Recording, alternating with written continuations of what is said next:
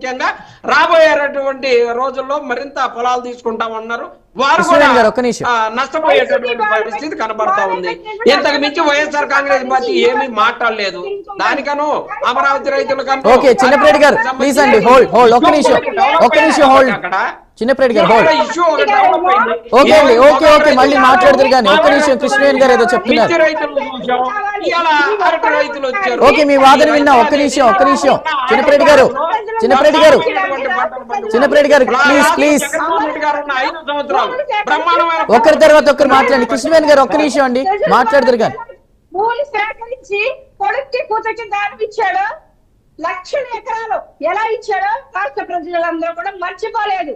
కూతుర్లకి కొడుకులకి దారి చేసుకోవడం కోసం ఈ రోజు అమరావతి రైతులు ఒక భూములు సేకరించట్లా అమరావతిని శాశ్వత రాజధానిగా నిలబెట్టి రాష్ట్ర ప్రజలకి ఒక సింహ స్వప్నంగా నిర్మించడానికి మాత్రమే ఈ రోజు ప్రభుత్వం కూటమి ప్రభుత్వం భూములు సేకరిస్తూ ఉంది తప్ప రాజశేఖర్ కూతురికి కొడుకుకి లక్షల ఎకరాలు చేసుకోవడం కోసం ఇవాళ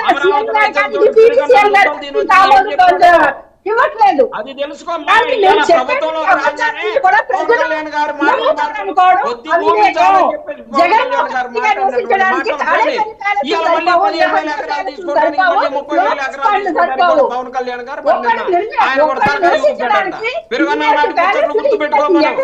వందల ఎకరాలు కావాలి. వైజాగ్ లో నివాసం ఉండడానికి కూడా 100 ఎకరాలు కావాలి జగన్మోహన్ రెడ్డి నివాసం ఉండడానికి. కానీ రాష్ట్ర ప్రజలకు ఒక అమరావతి రాజధాని నిర్మించుకోవడం కోసం భూములు సేకరిస్తే వీళ్ళకి తప్పు.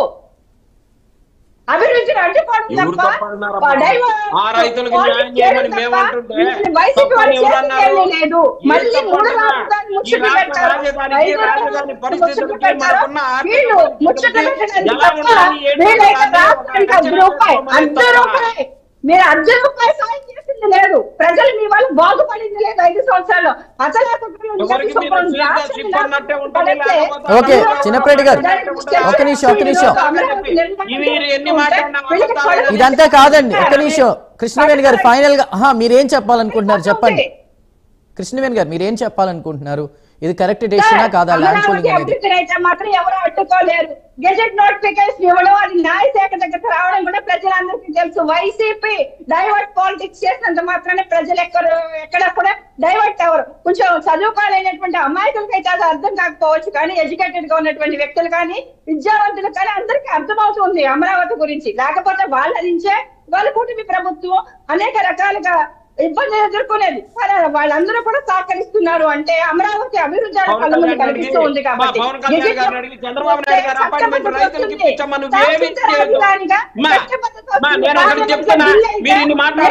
ప్రభుత్వం వచ్చినా ఎవరు సీఎం దాన్ని కలిపేటువంటి పరిస్థితి పార్లమెంట్ ఆమోదం లేకుండా కలపలేదు. కాబట్టి వద్దండి ఒక్క నిమిషం చిన్నప్రెడ్డి గారు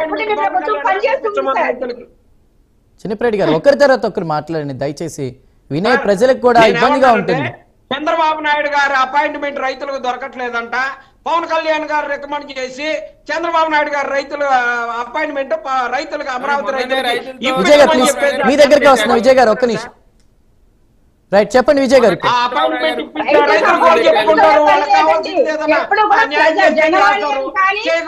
కృష్ణవేణి గారు వారికి సమయం ఇచ్చాను. ఎప్పుడు ప్రజలకి నుంచి అందుబాటులోనే ఉన్నాయి. అక్కడ గేట్లు వేసుకుని తాడేపల్లి ప్యాలెస్ లో కూర్చున్నాడు కూర్చోలా. ఓకే విజయ్ గారు ఇప్పుడు ఓకే కృష్ణవేణి గారు ఒక్క నిమిషం కృష్ణవేణి గారు చిన్నప్రెడ్డి గారు ఒక్క నిమిషం ఓకే ఒక్క నిమిషం అండి ప్లీజ్ కంట్రోల్. మనకి సమయం వృధా అవుతుంది దయచేసి గమనించండి. విజయ్ గారు ఇప్పుడు ఏదైతే inner ring road outer ring road ఆ మధ్యలో కోర్ ఏరియా ఏదైతే ఉందో కృష్ణవేణి గారు ప్లీజ్. డిప్యూటీ సీఎం గారు కానీ జగన్మోహన్ రెడ్డి ఎన్ని ఎలహార్గా ప్యాలెస్ లోనో పక్కనే బెంగళూరులోనో కూర్చోలేదు, ఇక్కడే ఉన్నారు. కాబట్టి రైతులకు అపాయింట్మెంట్ దొరకకపోవడం కాదండి. విజయవాడ వచ్చి టిఫిన్ చేసి తిరుపతి పోయి మళ్ళీ ఓకే అండి మనం ఇప్పుడు మళ్ళీ నిజంగానే టాపిక్ డైవర్ట్ అవుతుంది. అదే అంశం కాదు. చిన్నప్రెడ్డి గారు కృష్ణవేణి గారు టాపిక్ డైవర్ట్ అవుతుంది ప్లీజ్. తిరిగినట్టు ఈ రాష్ట్రంలోనే కాదమ్మా ఈ భారతదేశంలో ఏ డిప్యూటీ ముఖ్యమంత్రి కూడా తిరగలేదమ్మా. అది పవన్ కళ్యాణ్కే చెల్లు. Please అండి. 3 స్పెషల్ బిల్స్ చేసుకొని ఎవరు సొమ్మునమ్మా? రైతుల సొమ్ము, ప్రజల సొమ్ము అమ్మా, ఆంధ్రప్రదేశ్ ప్రజల సొమ్ము అడ్డగోలుగా ఖర్చు పెట్టి ఎంజాయ్ చేస్తూ ఉన్నారు. ఇవాళ చంద్రబాబు నాయుడు గారు ముఖ్యమంత్రిగా తిరిగితే పవన్ కళ్యాణ్ గారు నీకు నేనేం తక్కువ డిప్యూటీ సీఎం గారికి ఆయనకు స్పెషల్ ఫ్లైట్, ఆయనకు ఒక హెలికాప్టర్. టాపిక్ డైవర్ట్ అవుతుంది. ఒక్క నిమిషం కృష్ణవేణి గారు ప్లీజ్. చిన్నప్రెడ్డి గారు 6 సంవత్సరాల నుంచి కోనసీమ రైతులు కొబ్బరి తోటలో ఇబ్బంది పడుతున్నారు. మరి మాజీ సీఎంగా జగన్మోహన్ రెడ్డి గారు వెళ్లారా? వాళ్ళ సమస్యను పరిష్కరించారా? డిప్యూటీ సీఎం పవన్ కళ్యాణ్ అంటున్నారు ఆయన పులివెందుల కడప పర్యటనలు చూసాం. జగన్మోహన్ రెడ్డి గారు కోనసీమ రైతులను ఏ రోజైనా పరామర్శించారా? 6 సంవత్సరాల నుంచి ఇబ్బంది ఉందని రైతులు అక్కడ కొబ్బరి తోట రైతులే చెప్తున్నారు. సార్, వైఎస్ఆర్ కాంగ్రెస్ పార్టీ అధికారంలో ఉండగా రైతు అనేవాడు కళకళలాడినటువంటి పరిస్థితి, ఇబ్బంది అన్నటువంటి పరిస్థితే లేదు. వైఎస్ఆర్ కాంగ్రెస్ పార్టీ అధినేత జగన్మోహన్ రెడ్డి గారు అధికారంలో ఉన్నన్నాళ్ళు కూడా ప్రజలు గుండె మీద చేసుకొని రైతులు ప్రజలు బ్రహ్మాండంగా కరోనా లాంటి మరి ఎందుకు ఎందుకు అనిశ్చితులుగా పరిమితమయ్యారు? నిజంగా ఇప్పుడు జగన్మోహన్ రెడ్డి గారే డైరెక్ట్ గా రిజల్ట్ తర్వాత మాట్లాడుతూ చెప్పింది సంక్షేమం అంతా ఎట్టుపోయింది అన్నారు. నిజమే, కానీ అభివృద్ధి కోసం కూడా ప్రజలు చూశారు కదా. రైట్ ఓకే అండి. ఎందుకంటే వాలంటీర్ వ్యవస్థ పెట్టి, సచివాలయ వ్యవస్థ పెట్టి బ్రహ్మాండంగా చేసి ప్రజలందరికీ మరి ఎక్కడ ఫెయిల్ అయ్యారు? ఎందుకు మళ్ళీ ప్రజలు గెలిపించలేదు? ఆంధ్రప్రదేశ్ నుంచి ఒక్కొక్క కింట 23,000 29,000 మిర్చి అమ్ముకున్నటువంటి రైతు ఇవాళ 11,000 అమ్ముతున్నారు. అడగండి సార్ వాళ్ళని, తెలుగుదేశం వాళ్ళని. విజయ్ గారు చెప్పండి సార్. ఇప్పుడు ప్రొడక్షన్ పెరిగినప్పుడు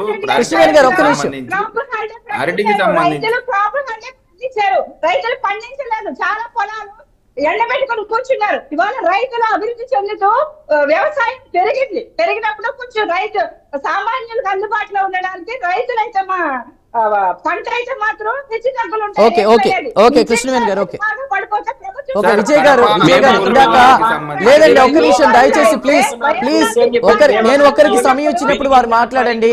కృష్ణవేణి గారు, చిన్నప్రెడ్డి గారు ప్లీజ్ మీ సమయం అయిపోయింది. ఒక్క నిమిషం. విజయ్ గారు ఇప్పుడు